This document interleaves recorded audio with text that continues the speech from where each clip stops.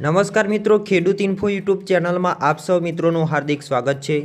મિત્રો જાણીશું આજના તાજા અને મહત્વના હવામાન સમાચાર, જેની અંદર ગાડો આગળ અને વેપારી પાછળ આકાશી ગાડલીના આધારે ચોમાસાનું અનુમાન લગાવવામાં આવ્યું છે।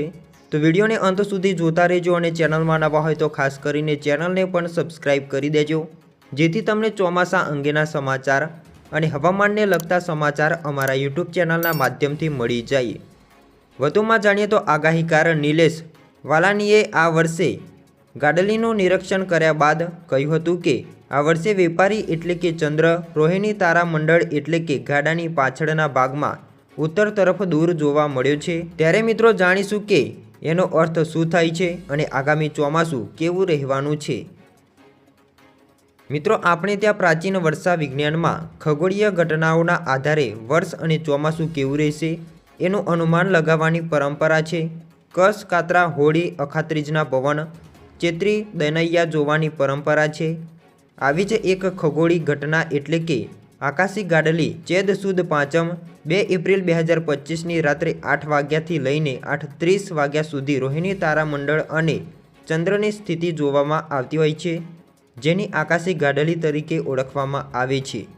આકાશી ગાડલીનું નિરીક્ષણ કરી નિષ્ણાતો ચોમાસાનું અનુમાન છે જે લગાવતા હોય છે। આ ઘટનાને ગાડલી એટલે માટે કહેવામાં આવે છે કે રોહિણી તારામંડળનો આકાર ગાડા જેવો હોય છે, જેમાં આગળનો તારો ગોસરી ગણવામાં આવે છે, જ્યારે પાછળના તારાથી બનતા આકારને ગાડાનો કઠોળો એટલે કે બેઠક ગણવામાં આવે છે, જ્યારે વચ્ચેનો ભાગ ઊંઘ તરીકે ઓળખાય છે। જેમાં મિત્રો આગાહીકાર નિલેશ વાલાનિયાએ આ વર્ષે ગાડલીનું નિરીક્ષણ કર્યા બાદ કહ્યું છે કે આ વર્ષે વેપારી એટલે કે ચંદ્ર રોહિણી તારામંડળ એટલે કે ગાડાની પાછળના ભાગમાં ઉત્તર તરફ દૂર જોવા મળ્યો છે, જેનો મતલબ એવો ગણવામાં આવે છે કે ઉત્પાદન સારું થશે એટલે કે આવનારું ચોમાસું સારું રહેશે। એકંદરે ખેડૂતો માટે સારું વર્ષ અને વેપારી માટે મધ્યમ વર્ષનું અનુમાન છે।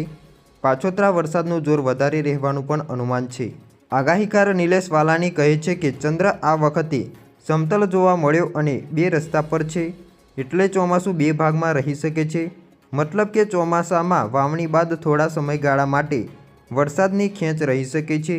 એવું માનવામાં આવે છે કે જો વેપારી એટલે કે ચંદ્ર ગાડા એટલે કે રોહિણી વચ્ચે આગળના ભાગે જોવા મળે તો વર્ષ નબળું રહેવાની પણ શક્યતાઓ હોય છે, જ્યારે વેપારી જો ગાડાની વચ્ચોવચ્ચ જોવા મળે તો ચોમાસું સારું પણ નહીં અને ખરાબ પણ નહીં, એમ સાધારણ વર્ષ એવું અર્થઘટન કરવામાં આવતું હોય છે। પરંતુ આ વર્ષની સ્થિતિમાં વેપારી ગાડાની પાછળ ભાગે દેખાતો હોવાથી વર્ષ સારું રહેવાનું અનુમાન લગાવવામાં મિત્રો આવ્યું છે। આખા ચોમાસા અંગે વર્તારો આપતા નિલેશ વાલાનીએ જણાવ્યું હતું કે આ વર્ષે ચોમાસાની શરૂઆત એકાદ અઠવાડિયું મોડું થઈ શકે છે। એકંદરે ચોમાસું બહાર આની રહેવાનું પણ સંભાવનાઓ છે। જોકે ચોમાસું લાંબુ ચાલવાની પણ શક્યતાઓ હોવાથી શરદ પૂનમ સુધી વરસાદના એંધાણ દેખાઈ રહ્યા છે। આ વર્ષે કૃત્તિકા અને રોહિણી નક્ષત્રમાં પ્રી મોન્સૂન એક્ટિવિટીનો વરસાદ થવાની પણ શક્યતાઓ છે। મૃગશીર્ષ નક્ષત્રમાં વાવ વંટોળ સાથે અમુક વિસ્તારોમાં વરસાદ થવાની પણ સંભાવનાઓ છે। સમુદ્ર તોફાનની શક્યતાઓ રહેશે।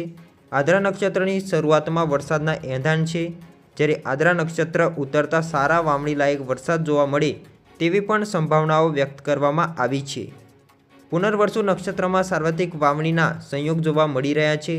પુષ્પ નક્ષત્રમાં ભારે વરસાદની પણ સંભાવનાઓ છે। આશ્લેષા નક્ષત્રમાં વરસાદની ખેંચ રહી શકે। આ વર્ષે મઘાના પાણી મોંઘા થવાના યોગ છે, એટલે કે મઘા નક્ષત્રમાં વરસાદની ખેંચ રહી શકે છે।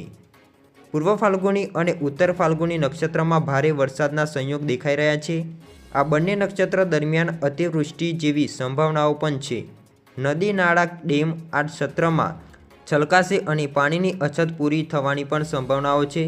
હસ્ત નક્ષત્રમાં ગર્જના સાથે વરસાદની સંભાવનાઓ વ્યક્ત કરવામાં આવી રહી છે, તો ચિત્ર નક્ષત્રમાં કેટલાક વિસ્તારોમાં પવન સાથે વરસાદની સંભાવનાઓ દેખાઈ રહી છે। સમુદ્રમાં તોફાન પણ ઉદ્ભવી શકે છે।